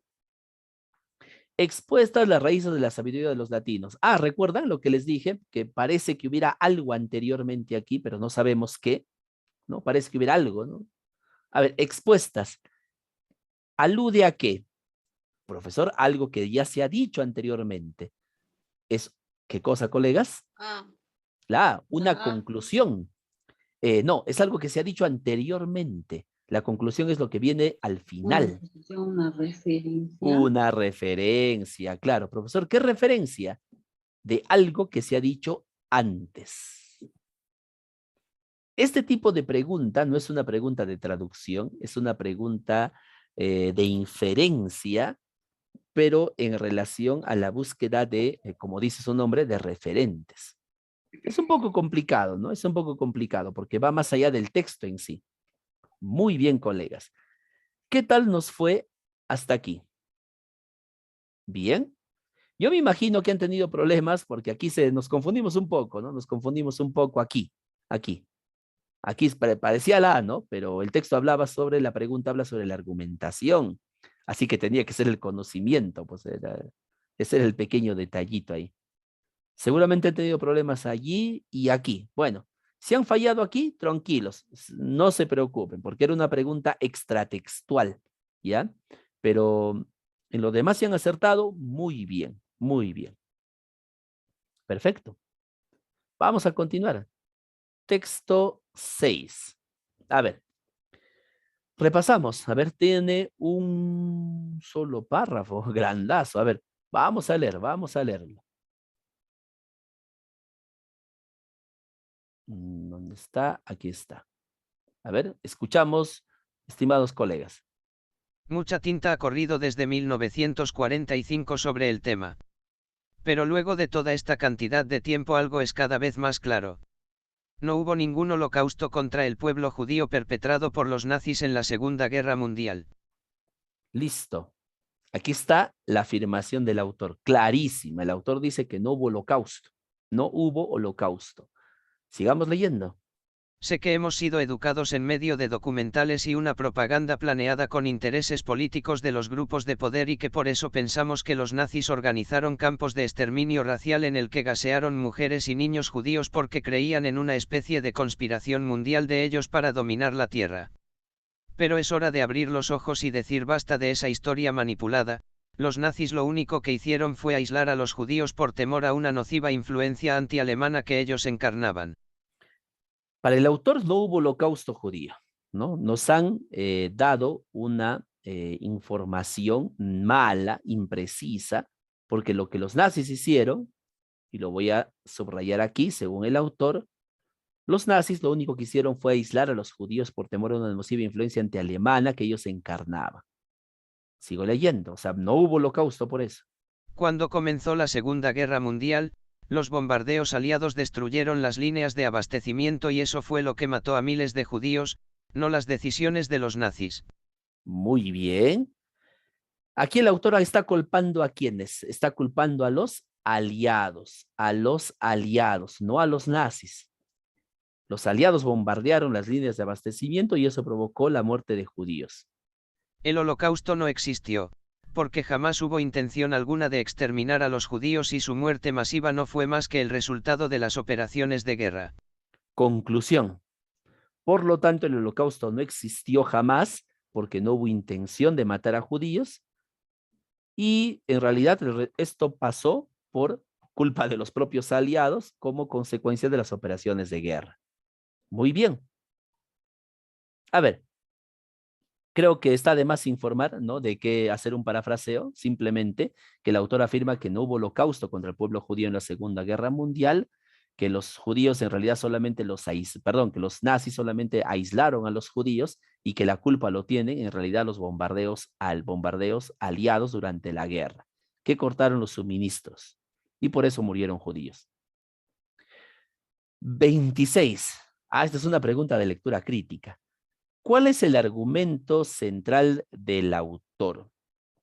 A ver, el argumento central del autor gira en torno a que no hubo holocausto judío porque no existió en realidad una política de exterminio como tal. A ver, la A, vamos a ver la A que dice.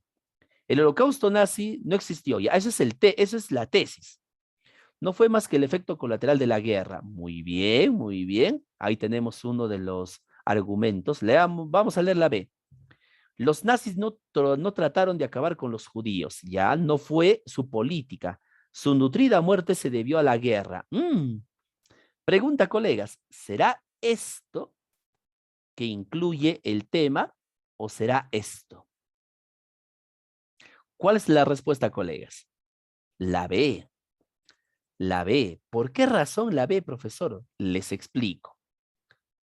El argumento del autor gira en torno a que miren, lean conmigo aquí, ¿ah? El holocausto no existió porque, miren esta palabrita, porque, colegas, porque. Aquí viene el argumento. Cuando yo explico, cuando viene un porqué, lo que viene es el argumento principal.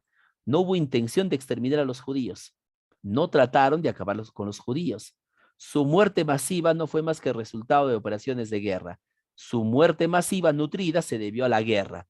Ahí está, es la B. Clarísimo. ¿Lo ven? Muy bien. Vamos.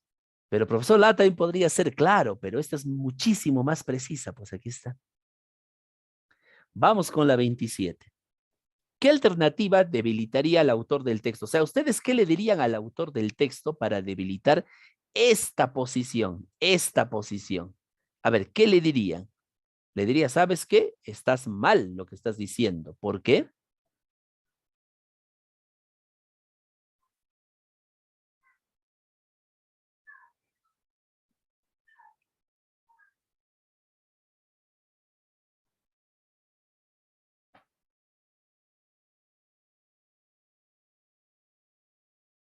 ¿Se han percatado, colegas, que todos estos argumentos pueden debilitar la postura? ¿Se han dado cuenta? Profesor, la A, la B y la C debilitan lo que dice el autor. Pero yo les hago una pregunta. ¿Cuál de ellas sería lo mejor que podrías decir para debilitar lo que el autor afirma? La colega Judith dice la B. Las investigaciones de diversas fuentes aliadas, así como la verificación periodística internacional, incluso la propia alemana, no deja dudas acerca de la masacre judía a manos de los alemanes en la Segunda Guerra Mundial. ¿Por qué este argumento es muchísimo más sólido? Porque la fuente de la que utilizas para debilitar es la misma fuente alemana. ¿Qué mejor fuente que esa? ¿Lo ven, colegas? Las demás también pueden ser posibles, ¿no? Pueden ser posibles, la A y la C, pero elijo la B por esa razón, porque al utilizar fuentes periodísticas, incluso de la propia alemana, obviamente no hay lugar a dudas, pues no van a hablar en sí mal de los propios alemanes si no fuera cierto.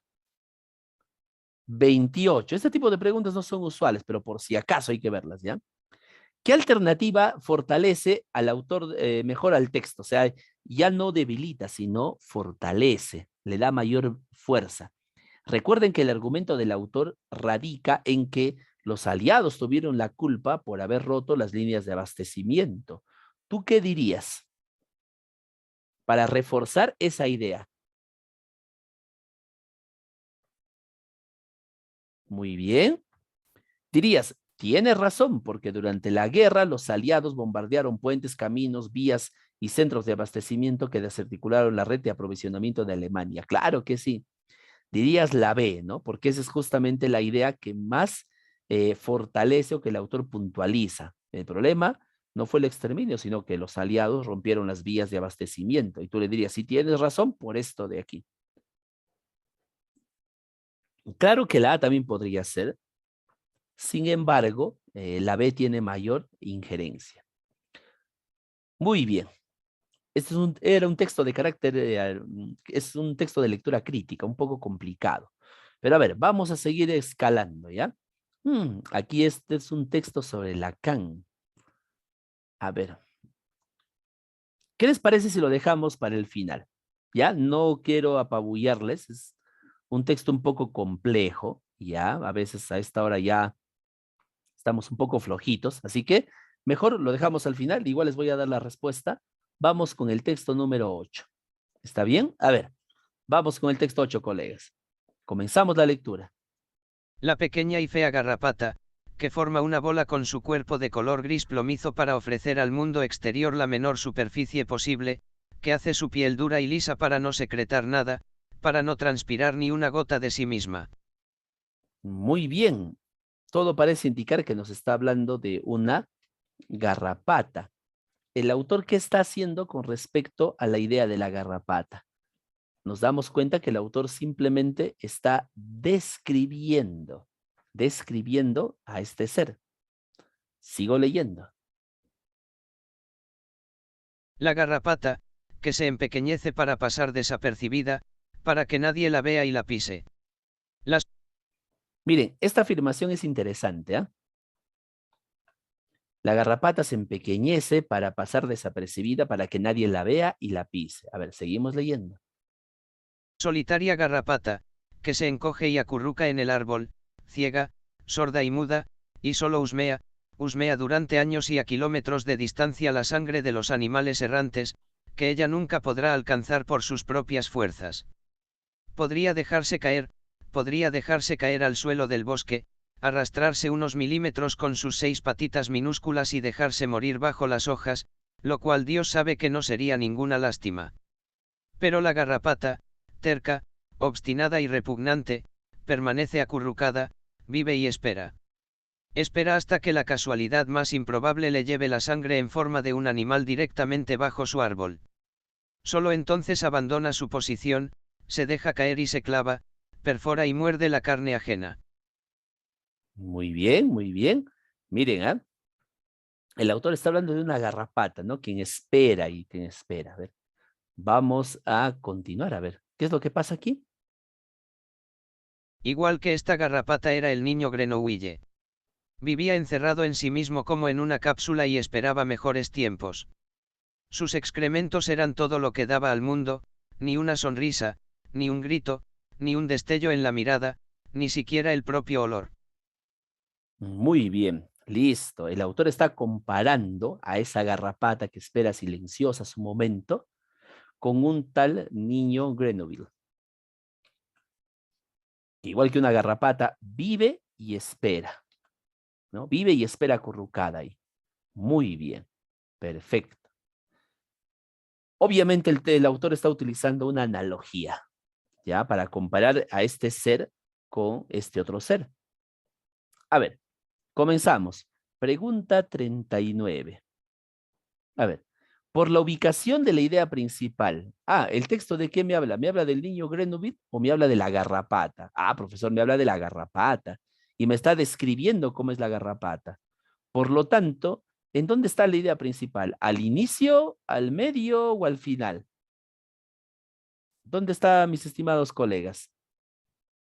Mm, me habla de la garrapata comparada con el niño Grenouille, perdón, me habla de la garrapata, claro, comparándola con el niño Grenouille. Por tanto, ¿en dónde encontraremos la idea principal del texto?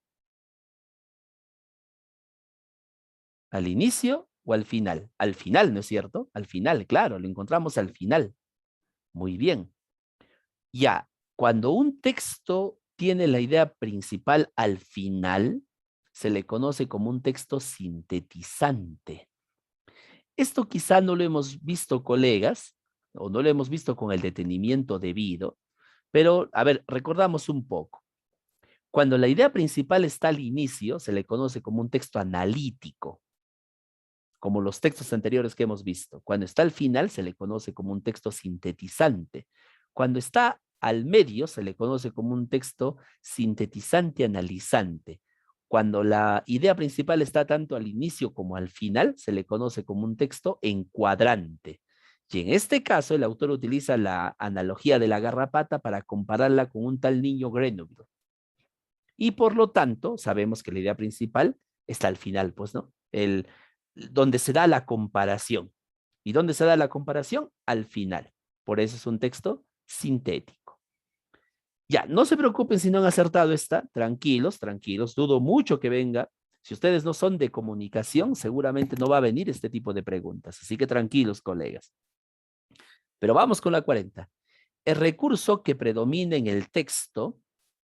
Ah, si se dan cuenta, el autor del texto está describiendo cómo es la garrapata, ¿no? Así que claramente, ¿cuál es la respuesta en la 40? A. La A. Muy bien, colega, excelente. Perfecto. Sencillo, ¿no? Vamos con la 41. La relación más inmediata entre el Grenouille y la garrapata descansa en qué. La garrapata está solita en el árbol, aplastada, tímida, nadie la ve, esperando su momento. Lo mismo hace Grenouille, calladito, ni una sonrisa, ni una mirada, nada. Solito está, claro, la soledad. Muy bien, 41, la 42. La contradicción. La palabra paradoja quiere decir contradicción.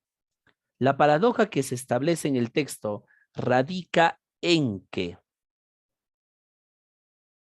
¿Cuál es la contradicción ahí que hay, no?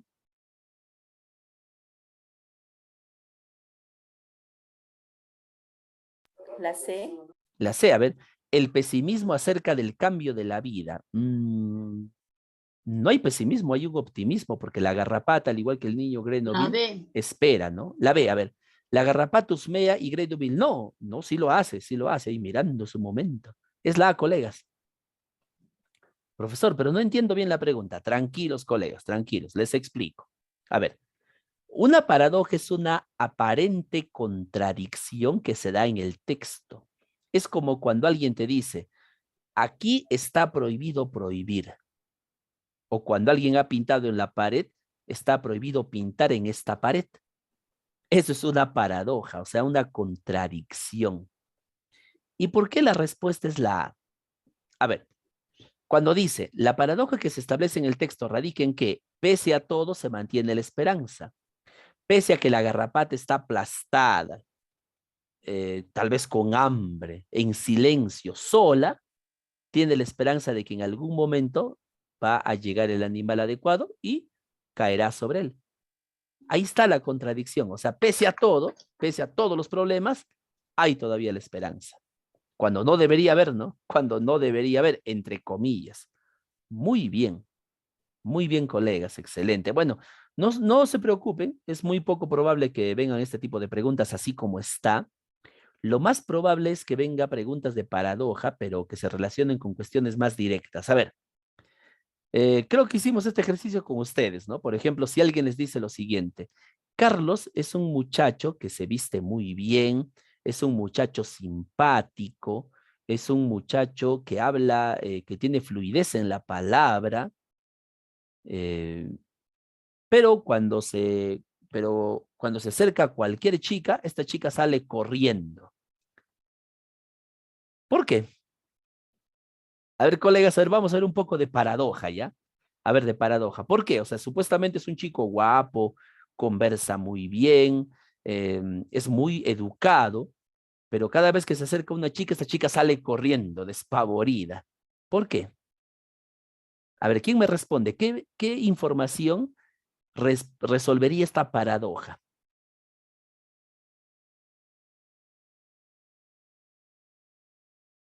A ver, ¿alguna idea, colegas? ¿Por qué salen corriendo? A pesar de que Carlos es un chico guapo, habla muy bien, es extremadamente educado, se viste muy bien. ¿Por qué saldrían corriendo las chicas cuando se acerca una de ellas? ¿Por ser racista? Podría ser, pero no hay, pero recuerden que estamos diciendo que es un chico guapo, ¿no? Por mal A ver. olor. Ahí está, muy bien, colega. Sería lo más obvio, ¿no? ¿Qué información resolvería esta paradoja? Que no se asea. Claro, que no se asea, pues, ¿no? Que no se baña. Por eso salen corriendo. Ya. ¿Este tipo de preguntas pueden aparecer? Sí. Nos pueden preguntar quizá qué información extra ayudaría a resolver esta paradoja. No es muy usual, pero hay que tenerla en cuenta. ¿Ya? Yo particularmente nunca la he visto en el examen. ¿Quién sabe? Puede aparecer. Vamos, la pregunta 43, colegas. La expresión ciega, sorda y muda tiene relación con qué término? Ah, cuando dice que la garrapata espera ahí ciega, sorda y muda, ¿no? ¿A qué se refiere cuando está ciega, sorda y muda? ¿Cómo se mantiene? Abulia. Abulia quiere decir flojera. Ajá. ¿Cuál sería, colegas? Cuando alguien está ciego, sorda y muda. ¿Indiferente o insensible? Indiferencia. ¿Indiferencia o insensibilidad, colegas? Ah, sería insensibilidad, pues. Claro, no tiene los sentidos, por eso es insensible. ¿Lo ven? Claro, pues, ¿no? Ahí está. Muy bien, muy bien, muy bien. Perfecto. Bueno, vamos a continuar con el texto número 9, ¿sí? A ver, vamos a ver a dónde arribamos. Es un texto pequeño, a ver, vamos a ver. Tiene un párrafo, dos párrafos, tres párrafos, y todavía está quedando un texto más, ¿ah? A ver, vamos a ver primero aquí. Texto 9 es un texto pequeño. A ver, ¿qué nos espera? Comenzamos.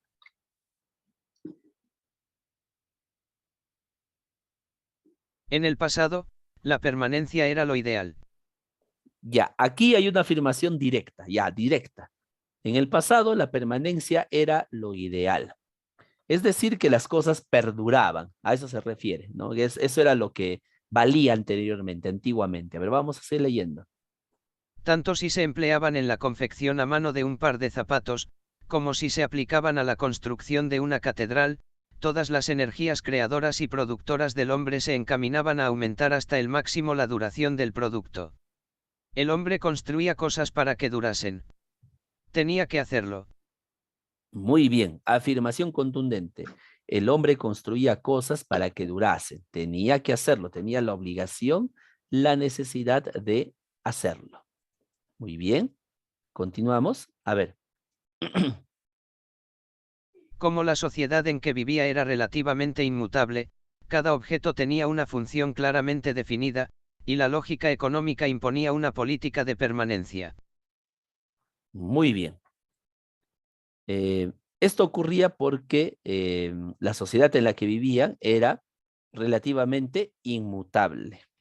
No cambiaba. Seguimos leyendo. Aunque tuviesen que ser remendados de vez en cuando, los zapatos que costaban $50 y duraban 10 años, resultaban menos caros que los que costaban $10 y duraban solo un año. Solamente es un ejemplo, no hay nada que subrayar. Sin embargo, al acelerarse el ritmo general de cambio en la sociedad, la economía de permanencia es y debe ser sustituida por la economía de transitoriedad. Muy bien. Cuando se aceleró el ritmo del cambio de la sociedad, la economía de permanencia se sustituye por la economía de la transitoriedad. Perfecto, o sea que ya todo cambia rápidamente. Seguimos. La tecnología progresiva tiende a rebajar el costo de fabricación mucho más rápidamente que el costo de reparación. Aquella, es automática, esta, sigue siendo, en gran parte, una operación manual. Esto significa que, con frecuencia, resulta más barato sustituir que reparar. Muy bien. Traducción. Resulta actualmente más barato sustituir que reparar. Es económicamente sensato confeccionar objetos baratos, y reparables, que se tiran una vez usados, aunque puedan no durar tanto como los objetos reparables. Reparables, ¿no? Muy bien. A ver, parafraseamos. Afirmación primordial del autor, que en el pasado la permanencia era lo ideal. El hombre construía cosas para que durasen, ya que la sociedad en que vivían era una sociedad relativamente inmutable, es decir, no cambiaba. Sin embargo, cuando el ritmo general de la sociedad se aceleró, la economía o la forma de la permanencia se cambió por la economía de la transitoriedad, donde ya todo tenía que cambiarse rápidamente. ¿Por qué? Porque resultaba más barato sustituir que reparar. Y resulta más barato incluso sustituir que reparar. Muy bien. Vamos con la pregunta 44. En el pasado, la fuerza creadora del hombre se orientaba a qué? Creo que ha sido bastante claro lo que dice aquí, ¿no? Que duren, que las cosas duren. ¿Cuál es en la 44?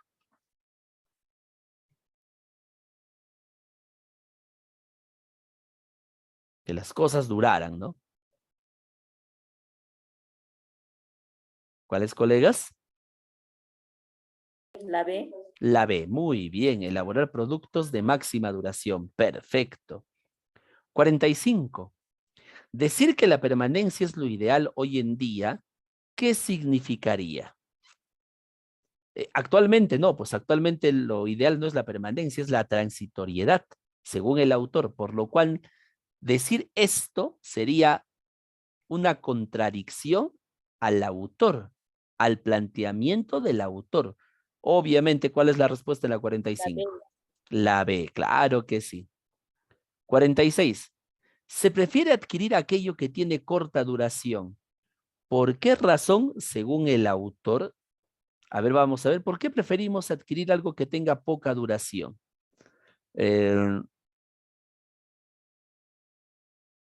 Es económicamente sensato confeccionar objetos baratos y reparables para que se tienen una vez usados.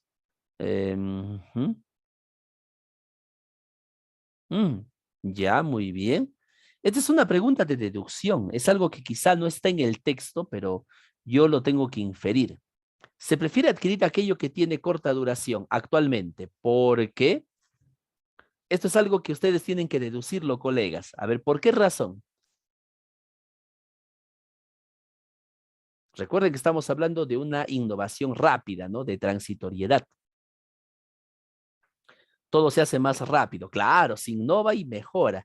Esto es una cuestión, claro que sí, la sé, ¿no? Muy bien, colegas. Esto es una cuestión de reflexión inmediata nada más. Muy bien. Vamos con la 47. Por su contenido, podemos considerar al fragmento como...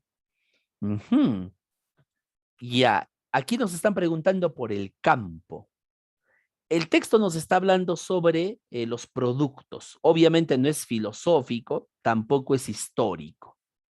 Ya tenemos la respuesta. Un ensayo socioeconómico. ¿Por qué socioeconómico? Nos habla de una cuestión social y cómo esos productos que antes duraban muchísimo tiempo, ahora ya no duran, ¿no? Listo. Entonces es un ensayo, lo más probable es que sea un ensayo socioeconómico. ¿Ensayo por qué? Porque el autor está dando su opinión y en un ensayo siempre se dan opiniones. Y para cerrar, la pregunta 48, sustituir se hace más viable que reparar. ¿Debido a qué? ¿Qué La es lo que C. sucede? Claro, hay un acelerado progreso de la tecnología y eso implica innovación. Muy bien, mi innovación y mejoras en los productos. Muy bien, colegas. La 46 coincide con la 48. Otra estrategia que también les puede servir, estimados colegas, es que siempre traten de verificar que sus respuestas coincidan. O sea, por ejemplo, en este caso, la 48 con la 46 coincide. Si es que no hay una coincidencia, puede ser que una de ellas esté mal. Así que por favor traten de que sus respuestas también coincidan. ¿Ya? Muy bien. Bueno, creo que había quedado pendiente el texto, ¿no? Pero no lo vamos a poder responder porque es bastante amplio. Pero les doy la respuesta, ¿les parece, colegas? Es el texto que habla sobre Lacan, ¿no? A ver, les doy la respuesta. Texto 7, así es rapidísimo para que lo puedan comparar ustedes, ¿ya? La 29, ¿no? Ya, anoten ahí, colegas. La 29, la A, la 30, para que no quede nada. Ah, una alternativa que no coincide. La B, la 31. Profesor, de nuevo, por favor. Claro que sí, colega, no se preocupe. La 29, la A, ahí está, para que lo comparen, pero léanlo, ¿ah? Léanlo, después lo comparan. 30, la B, ahí está la B. 31, la C, muy bien. 32, deducción. Ya, sí, es la B, muy bien, la 32 es la B. 33. Claro, es la B. 34.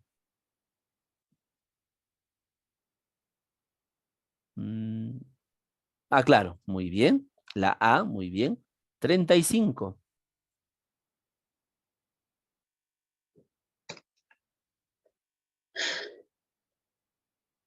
La A, muy bien. La A. 36.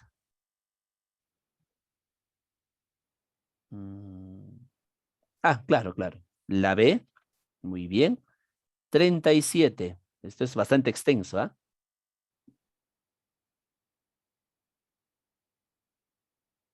Muy bien, Simón de Beauvoir.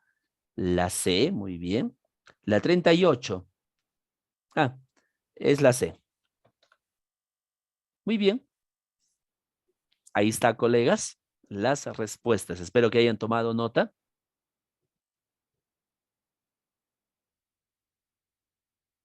Muy bien.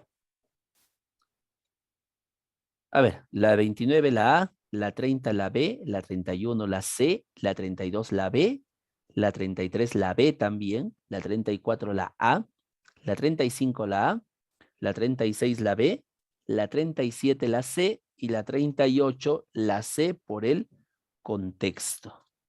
Muy bien. Muy bien, colegas. Creo que eso sería todo. Si hay alguna pregunta, alguna duda, alguna inquietud, algún comentario. Profesor, el uno, profesor, yo he podido entrar tarde, profesor. Ya, no hay problema, colega. Lo vemos, no se Por favor. preocupe. Vamos a verlo. Aquí está lo que habíamos resuelto, ¿no? A ver un momento, colegas, ¿dónde está? Para poder verlo, ¿ya? Ahí, excelente. La 1. La 1 es la B. Ahí está, colegas. La 1 es la B. La 2 es la C. Y la 3 la A. la 4 la A, la 5 la A. Eso era la respuesta, colegas. Muy bien. Ahí está. Muchísimas gracias, profesor. Listo, Gracias. colegas, no hay problema, no hay problema. Muy bien, colegas. Eso sería todo por hoy. No se olviden el consejo que hemos mencionado desde el principio de la clase. Hay que estar permanentemente repasando, leyendo, no hay que desanimarnos. Todo esto nos sirve para poder activar la mente y de esta manera poder dar un buen examen el 13 de noviembre. Profesor Reimer, muchísimas gracias, colegas. Sí, doctor, muchísimas gracias a usted, sinceramente muy agradecido. Colegas, buenas noches. Al inicio no estuve para dar inicio la clase de esta noche, pero sin embargo, el doctor Luis muy gentilmente nos accedió a poder capturar con tiempo nuestra sala y de esa manera para poder iniciar con normalidad. Bien, colegas, para ir finalizando la jornada de esta noche,